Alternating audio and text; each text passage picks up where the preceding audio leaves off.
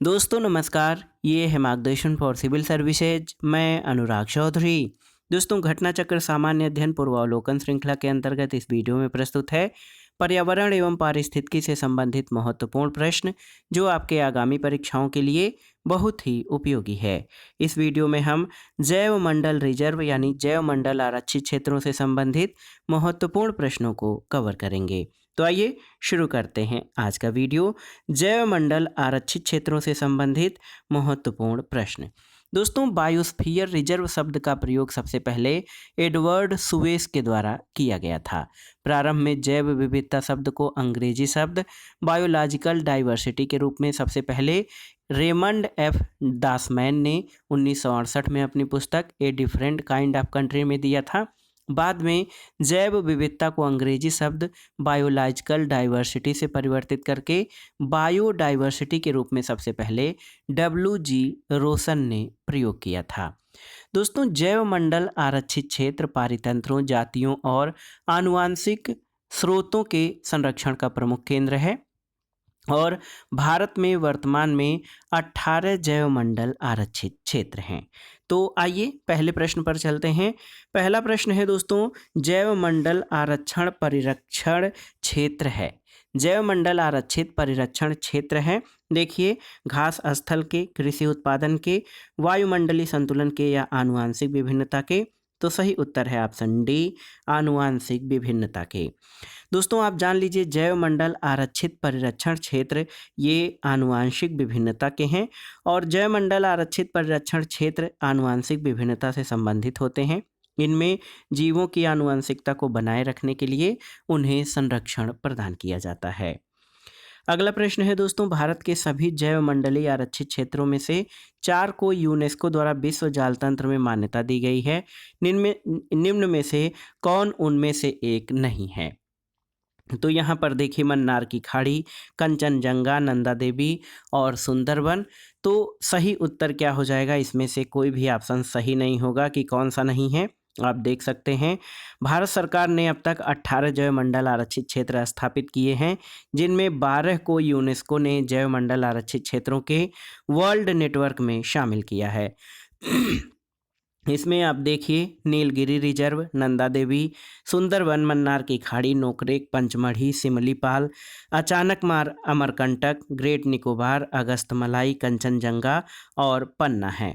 जब ये प्रश्न पूछा गया था तो कंचनजंगा यूनेस्को सूची में शामिल नहीं था, लेकिन 2018 में कंचनजंगा को और 2020 में पन्ना को यूनेस्को की विश्व विरासत सूची में शामिल कर लिया गया है। तो सभी जो चारों रिजर्व दिए गए हैं ऑप्शन में, वो सब आपके यूनेस्को के विश्व नेटवर्क में शामिल हो गए हैं। अगला प्रश्न है, निम्नलिखित में से कौन एक यूनेस्को के जैव मंडल नीचे की सूची में शामिल नहीं है? सुंदरवन, मन्नार की खाड़ी, कच्छ का रण या नीलगिरी। तो सही उत्तर है कच्छ का रण दोस्तों यूनेस्को के जैव मंडल नीचे की सूची में शामिल नहीं है। अगला प्रश्न है, नंदा देवी जैव मंडल रिजर्व किस देश में स्थित है? आपको बताना है। तो सही उत्तर है नंदा देवी जैव मंडल ये उत्तराखंड राज्य में स्थित है और यूनेस्को के मैंड एंड बायोडाइवर्सिटी कार्यक्रम के तहत जैव मंडलों के विश्व नेटवर्क में शामिल है। अगला प्रश्न है, निम्नलिखित में से कौन से अगस्तमलाई जैव मंडल रिजर्व में आते हैं? तो एग्जैक्ट याद रखिएगा, नेयार, पेपारा और सेंदूर वन्यजीव अभ्यारण्य और कलाकड़ मुंदू थुराई बाघ अभ्यारण्य। तो बहुत ही महत्वपूर्ण प्रश्न है दोस्तों। अगस्तमलाई जैवमंडल रिजर्व ये पश्चिमी घाट के दक्षिणी छोर पर केरल और तमिलनाडु राज्य में फैला हुआ है और इसमें नेय्यार, पेप्पारा और सेंदुरगने वन्यजीव अभ्यारण्य तथा कलाकड़ मुंदनथुराई बाघ रिजर्व शामिल हैं।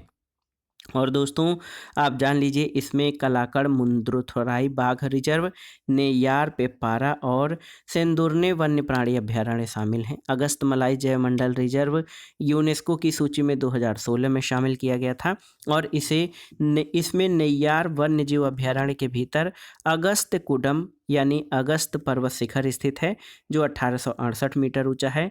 यह अगस्तमलाई का सर्वोच्च शिखर है। इस पर अगस्त मुनि का मंदिर बना है। अगला प्रश्न है दोस्तों, निम्नलिखित में से कौन एक विश्व धरोहर स्थल यानी वर्ल्ड हेरिटेज साइट घोषित है? नंदा देवी कार्बेट राष्ट्रीय पार्क, राजाजी राष्ट्रीय पार्क या गिर वन? तो सही उत्तर है नंदा देवी नेशनल पार्क दोस्तों, ये वर्ल्ड हेरिटेज साइट घोषित है। दोस्तों, नंदा देवी नेशनल पार्क को यूनेस्को द्वारा 1988 में विश्व धरोहर सूची में जो है शामिल किया गया था और 2005 में इस सूची के तहत इसे फूलों की घाटी तक विस्तारित किया गया। अगले प्रश्न पर आते हैं दोस्तों, भारत के जैवमंडल रिजर्व में हाल में एक और जुड़ा है, इसमें नवीनतम कौन सा है? तो अगर आप देखेंगे दोस्तों, तो जब ये प्रश्न पूछा गया था तो 2009 में कोल्ड डेजर्ट को जोड़ा गया था, कोल्ड डेजर्ट जो है बायोस्फीयर रिजर्व।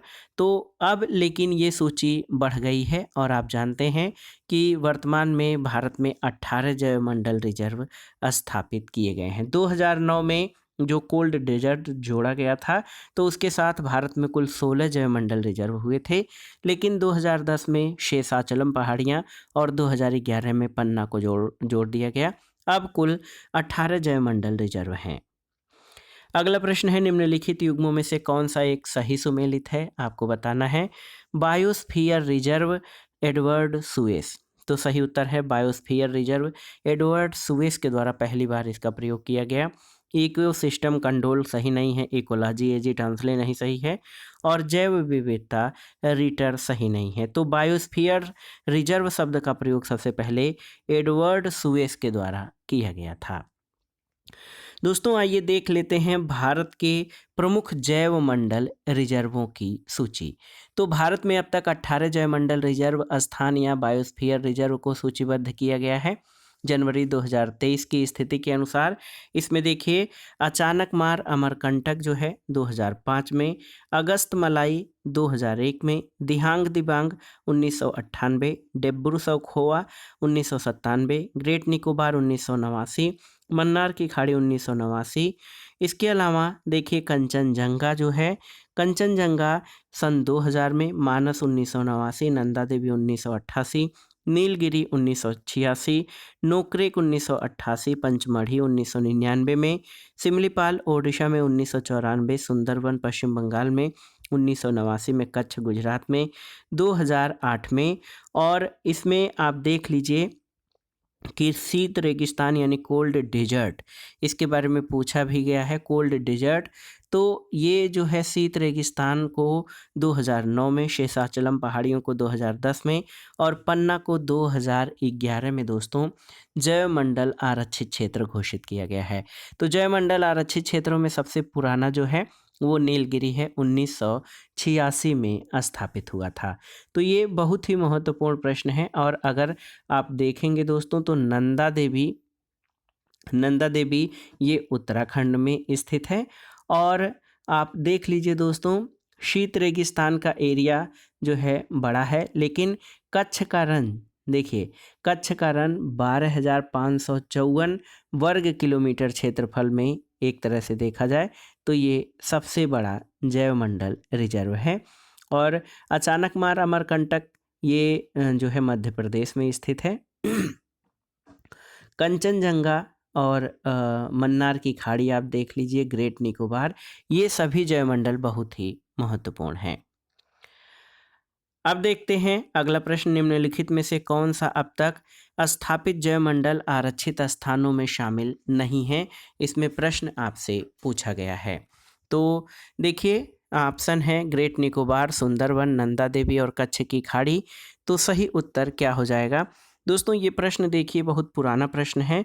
तो उस समय कच्छ की खाड़ी जो है वो जैवमंडल आरक्षित क्षेत्रों में शामिल नहीं था, लेकिन वर्तमान में जो है 18 जैवमंडल रिजर्व हैं, जिसमें ग्रेट निकोबार, सुंदरबन, नंदा देवी और कच्छ की खाड़ी ये सभी शामिल हैं जैवमंडल रिजर्व में। अगला प्रश्न है दोस्तों, सूची 1 का सूची 2 से सुमेलन करिए और दिए गए कोड से सही उत्तर का चयन करिए। तो यहाँ पर देखिए, नीलगिरी की स्थापना दोस्तों 1986 में की गई थी और ये पहला बायोस्फीयर रिजर्व था। नंदा देवी की स्थापना 1988 में, सुंदरबन इसकी स्थापना 1989 में और कंचनजंगा सन 2000 में दोस्तों ये जैवमंडल रिजर्व के रूप में स्थापित किया गया था। तो सही उत्तर क्या हो जाएगा? 4 3 2 1। यहाँ पर देखिए ऑप्शन बी इस प्रश्न का सही उत्तर हो जाएगा। अगला प्रश्न है, कौन सा एक जैवमंडल आरक्षित क्षेत्र नहीं है? आपको बताना है। अगस्त मलाई, नल्ला मलाई, नीलगिरी और पंचमढ़ी।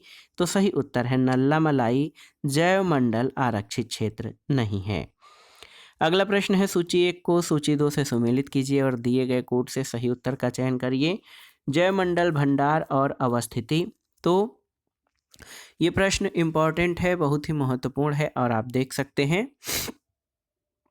कि इसमें नोक्रेक जो है दोस्तों ये मेघालय में स्थित है। मिलान करिए। ए का तीसरा, मानस असम में है। बी का दूसरा, दिहांग दिबांग अरुणाचल प्रदेश में है। सी का चौथा, अगस्त मलाई ये केरल में स्थित है। अगस्त मलाई आप मिला लीजिए केरल में। और इसके अलावा कुछ और महत्वपूर्ण जो इम्पोर्टेंट बायोस्फीयर रिजर्व हैं, सिमलीपाल ओडिशा में, कंचनजंगा सिक्किम में स्थित है। तो आप देखिए बहुत ही महत्वपूर्ण है दोस्तों। इसमें आप मिलान जब आप करेंगे तो सही सुमेलन क्या हो जाएगा? सही सुमेलन 3 2 4 1। तो यहाँ पर 3 2 4 1 सही सुमेलन हो जाएगा। ऑप्शन देखते हैं, ऑप्शन बी आपका सही उत्तर है। दोस्तों यहाँ पर आपको दर्शाया गया है नोक्रेक मेघालय में, मानस असम में, दिहांग दिबांग अरुणाचल प्रदेश में, अगस्त मलाई केरल में, सिमलीपाल ओडिशा में और कंचनजंगा सिक्किम में है। अगला प्रश्न है, निम्नलिखित में से कौन सा सुमेलित नहीं है? आपको बताना है। तो सिमलीपाल ओडिशा में सही सुमेलित है। नोक्रेक मेघालय में ये आपका सही सुमेलित है। अगस्त मलाई केरल में और कंचनजंगा हिमाचल प्रदेश में नहीं, बल्कि कंचनजंगा सिक्किम में अवस्थित बायोस्फीयर रिजर्व है। अगला प्रश्न है, सूची 1 का सूची 2 से मिलान करिए और दिए गए कोड से सही उत्तर का चयन करिए। तो आप जान लीजिए दोस्तों, नोक्रेक ये मेघालय में है, मानस असम में, सिमलीपाल ओडिशा में और अगस्त मलाई केरल में है। तो सही उत्तर हो जाएगा 3 1 4 2। देखिए 3 1 4 2 ऑप्शन कौन सा ऑप्शन देखते हैं? 3 1 4 2 ऑप्शन सी इस प्रश्न का सही उत्तर हो जाएगा। अगला प्रश्न है दोस्तों, देखिए निम्नलिखित युग्मों में से कौन सा सही सुमेलित नहीं है? मानस मेघालय। तो आप जान लीजिए मानस ये असम में स्थित है, मानस दोस्तों, और ये मेघालय में स्थित नहीं है। नंदा देवी उत्तराखंड में, कंचनजंगा सिक्किम में और अगस्त मलाई केरल में स्थित जैवमंडल आरक्षित क्षेत्र है। अगला प्रश्न है, सूची 1 का सूची 2 से सुमेलन कराइए और दिए गए कोड से सही उत्तर का चयन करिए। तो सिमलीपाल ओडिशा में है। दिहांग दिबांग दोस्तों ये अरुणाचल प्रदेश में है। इसके अलावा नोक्रेक मेघालय में और कोल्ड डेजर्ट दोस्तों ये हिमाचल प्रदेश में स्थित है। तो यहाँ पर 4 3 5 और 1। तो 4 3 5 और 1 ऑप्शन डी इस प्रश्न का सही उत्तर हो जाएगा। बहुत ही महत्वपूर्ण प्रश्न है। अगले प्रश्न पर आते हैं दोस्तों। अगला प्रश्न भी सुमेलित करने से संबंधित है। इसमें आप देख सकते हैं जयमंडल और अवस्थिति। तो सिमलीपाल ओडिशा में है, पंचमढ़ी दोस्तों मध्य प्रदेश में, नंदा देवी उत्तराखंड में और नोक्रेक मेघालय में अवस्थित बायोस्फीयर रिजर्व है। तो देखिए 4 3 1 और 2। तो मिलान कर लेते हैं। 4 3 1 और 2 ऑप्शन बी इस प्रश्न का सही उत्तर हो जाएगा। अगला प्रश्न है दोस्तों, देखिए महत्वपूर्ण प्रश्न है। सूची 1 का सूची 2 से सुमेलन करिए और दिए गए कोड से सही उत्तर का चयन करिए। तो यहाँ पर जयमंडल आरक्षित क्षेत्र और राज्य दिए गए हैं।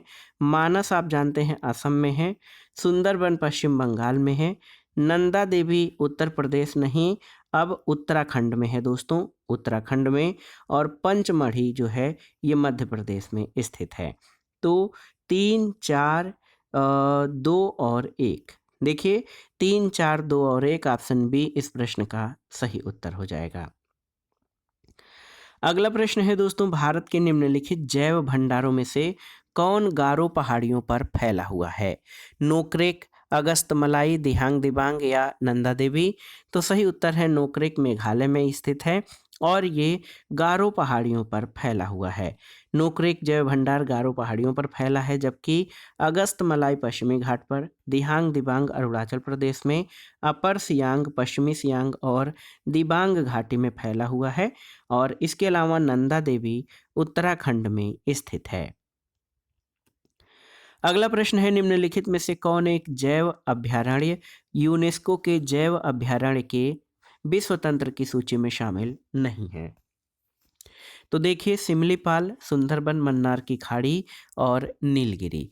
तो सही उत्तर क्या हो जाएगा? पहले यूनेस्को के मैन एंड बायोस्फीयर कार्यक्रम के तहत जैव अभयारण्य के विश्व तंत्र की सूची में भारत से नीलगिरी, सुंदरबन, मन्नार की खाड़ी और नंदा देवी के जैव अभयारण्य ही शामिल थे, लेकिन मई 2009 में यूनेस्को द्वारा 17 देशों के 12 नए जैवमंडल आरक्षण क्षेत्रों को इसमें शामिल किया गया और भारत के सिमलीपाल, पंचमढ़ी और नोकरेक के जैव मंडल आरक्षण क्षेत्र शामिल हैं और वर्तमान में इस सूची में जो है दोस्तों 12 जैव अभयारण्य मैन एंड बायोस्फीयर प्रोग्राम के अंतर्गत शामिल हैं और इसमें पन्ना 2020 में न्यूनतम है। तो इसमें आप देख लीजिए, ये चारों ही दोस्तों यूनेस्को के जैव अभयारण्य की विश्व तंत्र सूची में शामिल हैं।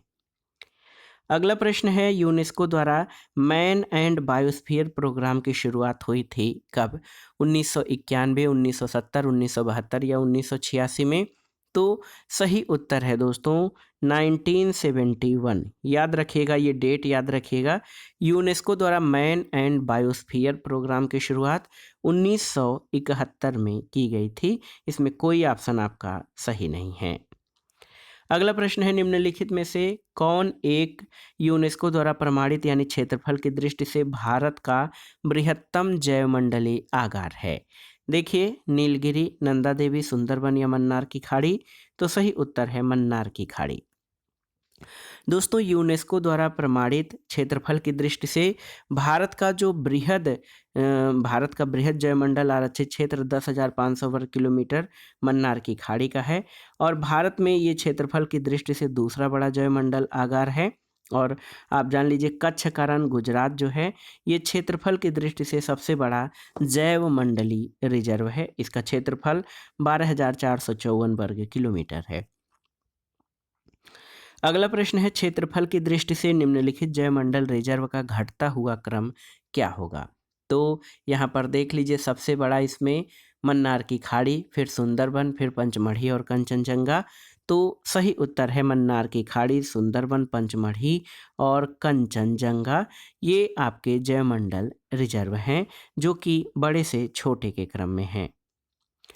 अगला प्रश्न है, भारत का 16वां जैवमंडल आरक्षित क्षेत्र शीत मरुस्थल या कोल्ड डेजर्ट कहाँ पर स्थित है? तो सही उत्तर है हिमाचल प्रदेश में।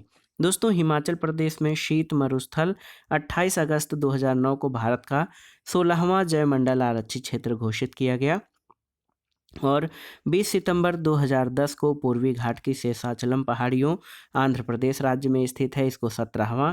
25 अगस्त 2011 को पन्ना वन्यजीव अभयारण्य मध्य प्रदेश को देश का 18वां जैवमंडल आरक्षित क्षेत्र घोषित किया गया। जैवमंडल आरक्षित क्षेत्र की स्थापना जैव विविधता के संरक्षण और सतत विकास में सहायक होती है। अगला प्रश्न और आज की वीडियो का आखिरी प्रश्न है दोस्तों, बुंदाला जैवमंडल आरक्षित क्षेत्र जो अभी हाल में यूनेस्को के मानव और जैवमंडल कार्यक्रम में शामिल किया गया है, कहाँ पर है? रूस, भारत, श्रीलंका या बांग्लादेश? तो सही उत्तर है श्रीलंका। दोस्तों, बुंदाला जैवमंडल रिजर्व जो है, आप जान लीजिए, महत्वपूर्ण है।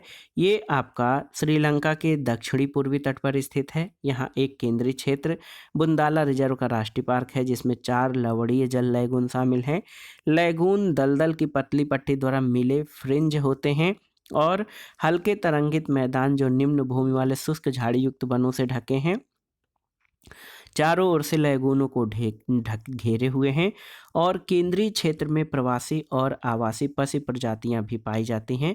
बुंदाला का सबसे निकटवर्ती कस्बा हब्बन टोटा है। तो दोस्तों ये था आज का वीडियो। घटना चक्र सामान्य अध्ययन पूर्वावलोकन श्रृंखला के अंतर्गत पर्यावरण एवं पारिस्थितिकी से संबंधित महत्वपूर्ण प्रश्न। इसमें हमने जैव मंडलीय रिजर्व क्षेत्रों से संबंधित महत्वपूर्ण प्रश्नों को कवर किया है, जो आपके आगामी परीक्षाओं के लिए पर्यावरण पारिस्थितिकी खंड के लिए बहुत ही उपयोगी हैं। आप इन प्रश्नों को तैयार कर लीजिएगा। दोस्तों वीडियो आपको कैसा लगा हमें कमेंट बॉक्स में ज़रूर बताइएगा। वीडियो को लाइक करें, शेयर करें और इस चैनल मार्गदर्शन फॉर सिविल सर्विसेज को सब्सक्राइब करें। वीडियो देखने के लिए धन्यवाद दोस्तों। नमस्कार।